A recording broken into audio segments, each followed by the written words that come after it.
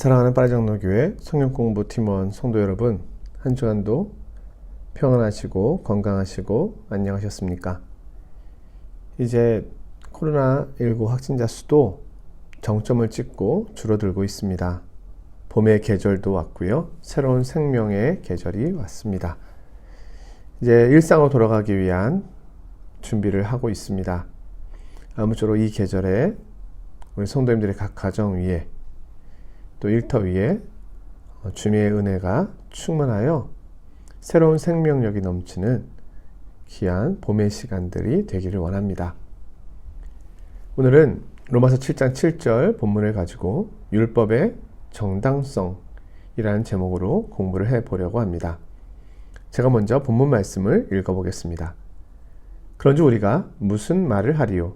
율법이 죄냐? 그럴 수 없느니라.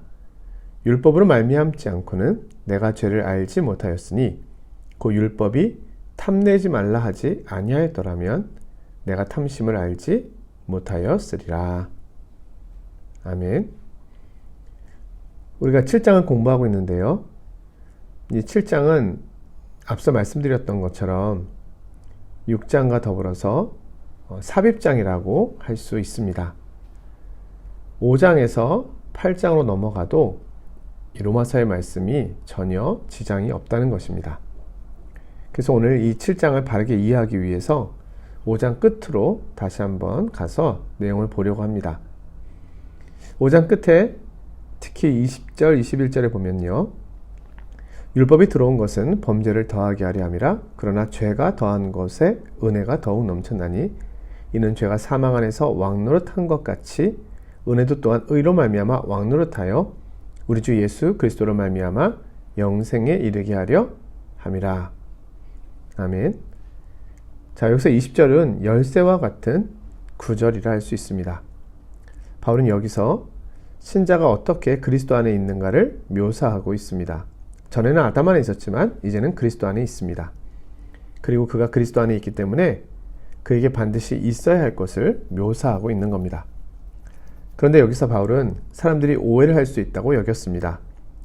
5장 20절에서 율법이 들어온 것은 범죄를 더하게 하려 함이라 라고 말씀하였고요. 또 6장 14절에 가면 죄가 너희를 주장하지 못하리니 이는 너희가 법 아래 있지 아니하고 은혜 아래 있음이라고 하였습니다. 그래서 이 말씀을 잘못 이해하면 복음은 율법을 완전히 와해시키고 쓸모없고 무가치한 것으로 간주한다고 생각하는 사람들이 있을 수 있다고 바울은 생각했습니다. 7장에서 말하려고 하는 것은 바로 이 지점입니다. 7장은 율법과 그 기능에 관련된 장 중 가장 중요한 장입니다. 바울은 7장 전체를 통해서 그것을 파헤쳐 나가고 한 걸음 한 걸음씩 율법으로 인한 성화가 율법에 의한 칭의처럼 불가능하다는 것을 밝혀줍니다. 1장에서 4장 사이에서 말씀했던 것처럼 율법의 행위로 의롭다 하심을 받을 자가 없다는 것을 입증하였고요. 지금은 동등하게 율법 아래 있음으로써 거룩하게 될 사람이 없음을 보여주고 있는 겁니다. 자, 7장의 세 개 주요 대목을 한번 보도록 하겠습니다. 이것은 우리가 7장을 시작할 때 이미 이야기했던 부분들인데요. 맨 앞에 있는 내용하고 약간 다른 것은 바로 13절이 가지고 있는 특수성 때문입니다. 13절은 7절에서 12절의 논증의 요약이라고 할 수 있고 14절에서 25절의 서론격이라고 할 수 있기 때문에 이 13절을 어디에 넣느냐에 따라서 이 세 개의 구절이 다른 방식으로 나눠질 수도 있다는 겁니다.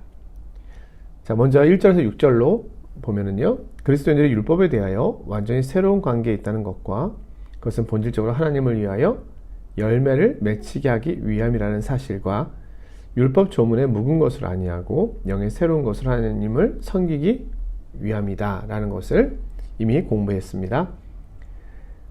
두 번째 대목은 7절에서 13절인데요. 율법 자체를 옹호하기 위한 목적이고 13절은 7절에서 12절의 논증의 요약이며 14절에서 25절의 서론격입니다. 율법은 죄가 없다는 겁니다. 율법의 문제가 아니라 우리 속에 있는 죄가 문제라는 것이죠.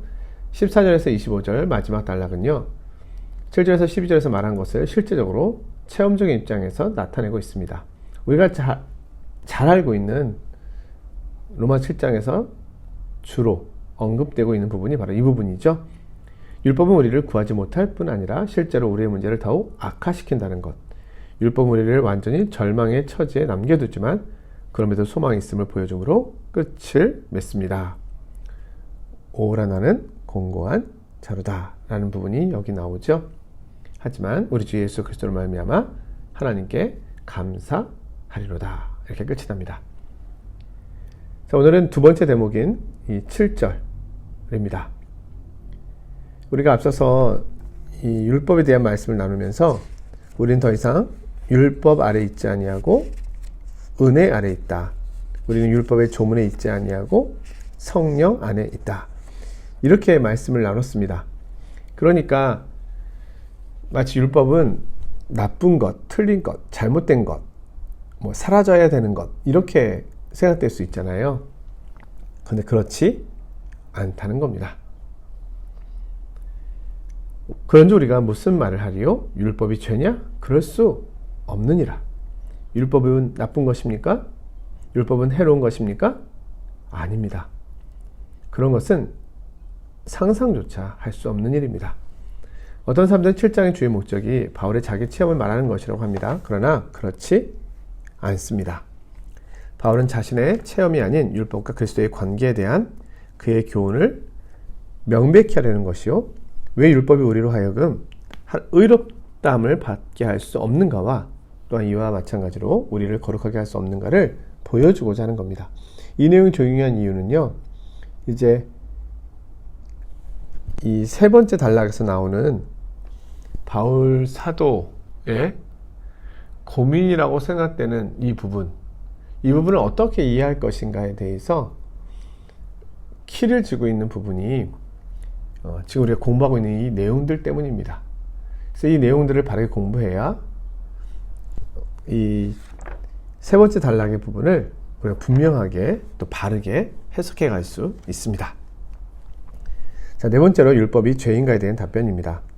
먼저는요, 율법으로 말미암지 않고는 내가 죄를 알지 못하였다. 율법은 우리를 의롭게 할 수 없습니다. 율법은 단지 죄에 대한 지식을 가져다 줍니다. 그러나 율법이 없이는 죄에 대한 분명한 이해를 가질 수 없다는 것이죠. 비그리스도인들도 어떤 것이 죄인지는 압니다. 여기서 말하는 죄인지 안다는 것은 죄에 대한 보편적인 지식을, 일반적인 지식을 말하는 겁니다. 여기서의 말씀은 율법이 죄를 명확하게 해주기 전에는 죄의 참된 본질을 알지 못했다는 겁니다. 죄의 특징과 본질에 대해서 알게 되는 것은 율법 때문입니다. 이 말씀은 3장 20절의 말씀의 반복인 셈입니다. 그러므로 율법의 행위로 그의 앞에 의롭다 하심을 얻을 육체가 없나니 율법으로는 죄를 깨달음이니라. 우리에게 죄의 참된 특징과 본질에 대한 바른 개념을 주는 것은 하나님의 율법밖에 없습니다. 거듭나지 못한 사람은 죄의 진상을 알지 못합니다. 사람이 죄의 본질과 성격을 이해하는 순간 그는 자기 영혼에 대하여 고민하게 되고 구세주를 추구하게 됩니다. 이전에 우리는 법을 어겼다 할 때는 나쁜 짓을 하지 않았다, 감옥에 갈 정도로 내가 남에게 해를 끼치지 않았다, 이런 선에서 율법을 이해하게 되죠. 그러나 우리가 바르게 하나님의 율법을 보게 될 때는요, 하나님과의 관계의 단절이 죄라는 것을 알게 되죠. 불순종이 죄라는 것을 알게 됩니다. 하나님의 형상의 파괴가 죄라는 것을 알게 됩니다. 그로 인하여 구세주와 구원을 추구하지 않는다는 것은 죄의 진정한 본질임을 알게 되는 것이죠. 이것을 깨닫지 못하는 것은 율법에 대한 참된 이해를 갖고 있지 못하는 것입니다. 복음 설교는 율법에서 시작합니다. 죄의 본질을 이해하지 않고서는 구원을 이해하지 못하기 때문입니다. 자, 구원에 대한 필요를 느끼지 못하는데 어떻게 구원을 구할 수가 있겠습니까? 구원은 하나님과의 관계의 회복입니다. 요한복음 17장에 보면은요, 영생은 유일하신 하나님과 그가 보내신 자 예수 그리스도를 아는 것이니이다.